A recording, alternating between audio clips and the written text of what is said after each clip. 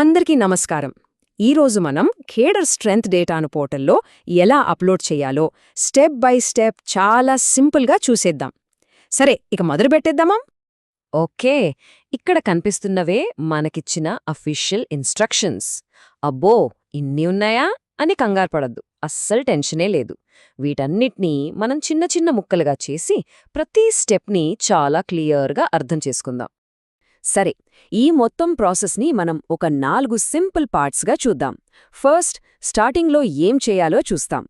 తర్వాత అసలు పని అంటే పోస్ట్ వివరాలు ఎలా ఎంటర్ చేయాలో తెలుసుకుంటాం. ఆ తర్వాత కొన్ని ముఖ్యమైన రూల్స్ గుర్తుచేసుకుని ఫైనల్గా సబ్మిషన్ ఇంకా వెరిఫికేషన్తో ముగించేద్దాం. సింపుల్. రైట్, ఇక ఫస్ట్ పార్ట్తో స్టార్ట్ చేద్దాం. అసలు మనం పని మొదలుపెట్టే ముందు చేయాల్సిన చాలా ఇంపార్టెంట్ ఫస్ట్ స్టెప్ ఏంటంటే మనకు ఆల్రెడీ ఉన్న డేటాను ఒకసారి చెక్ చేసుకోవడం. ఓకే, మీరు లాగిన్ అవ్వగానే టీఐఎస్ నుంచి కొంత డేటా ఆటోమేటిక్గా కనిపిస్తుంది. ఆ టీచర్ల వివరాలన్నీ జాగ్రత్తగా ఒకసారి చూసుకోండి. అన్నీ కరెక్ట్గా ఉన్నాయనుకుంటే సింపుల్గా కన్ఫర్మ్ బటన్ ప్రెస్ చేయండి. ఒకవేళ అందులో ఏమైనా తప్పులు కనిపిస్తే ఇక్కడ మాత్రం మార్చడానికి ట్రై చేయొద్దు. ఫస్ట్ టీఐఎస్ పోర్టల్లోకి వెళ్ళి అక్కడ కరెక్ట్ చేసి మళ్ళీ ఇక్కడికొచ్చి అప్పుడు కన్ఫర్మ్ చేయాలి. ఇది చాలా చాలా ఇంపార్టెంట్ పాయింట్, గుర్తుపెట్టుకోండి. సరే, వెరిఫికేషన్ అయిపోయింది. ఇక ఈ ప్రాసెస్లో అసలు మ్యాటర్లోకి వచ్చేద్దాం. అదేంటంటే పోస్ట్ వివరాలను ఎంటర్ చేయడం. ఇక్కడ ఒక్కో ఫీల్డ్ను ఎలా ఫిల్ చేయాలో స్టెప్ బై స్టెప్ చూసేద్దాం. ఫస్ట్ ఏం చేయాలంటే ఏ పోస్ట్ వివరాలు ఎంటర్ చేస్తున్నారో సెలెక్ట్ చేసుకోండి. ఆ తర్వాత ఆ పోస్ట్కి ఎన్ని శాంక్షన్ అయ్యాయో ఆ నంబర్ను అంటే శాంక్షన్డ్ కౌంట్ను ఎంటర్ చేయాలి.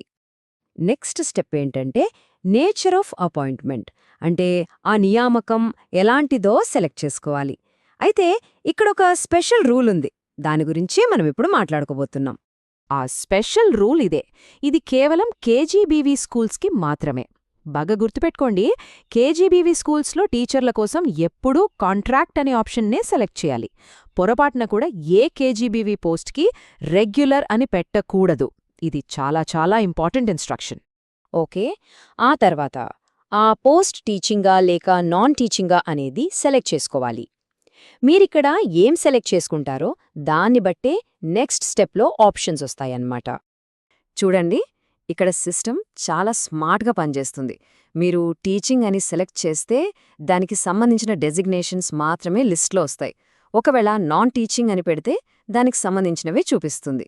సో వాటిలోంచి కరెక్ట్ డెసిగ్నేషన్ సెలెక్ట్ చేసుకోవడమే. రైట్, నెక్స్ట్ మనం పోస్ట్ యొక్క మీడియం సెలెక్ట్ చేసుకోవాలి. ఇక్కడ కూడా కొన్ని ఇంపార్టెంట్ ఎక్సెప్షన్స్ ఉన్నాయి, వాటిని కొంచెం జాగ్రత్తగా గమనించాలి. అదేంటంటే కొన్ని పోస్ట్లకు అసలు మీడియం ఉండదు. For example principal, head master, SA languages, PSHM ఇంకా పీఈటీ పోస్టులు.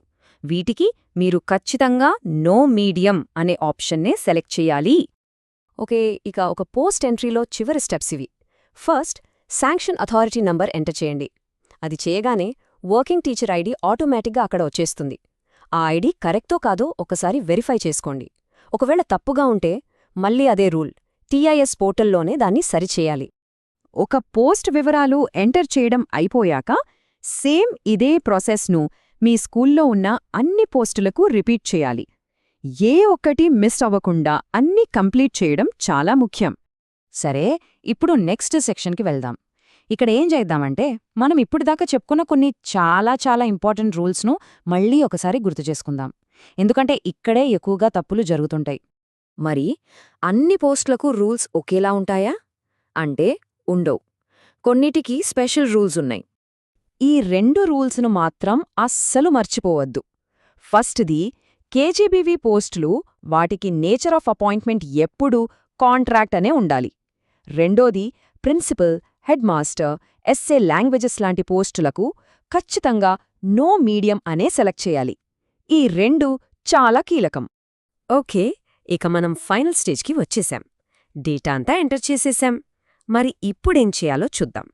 మీరు డేటా సబ్మిట్ చేశాక మీరు ఎంటర్ చేసిన వివరాలన్నీ ఎంఐఎస్ రిపోర్ట్స్లో చూసుకోవచ్చు.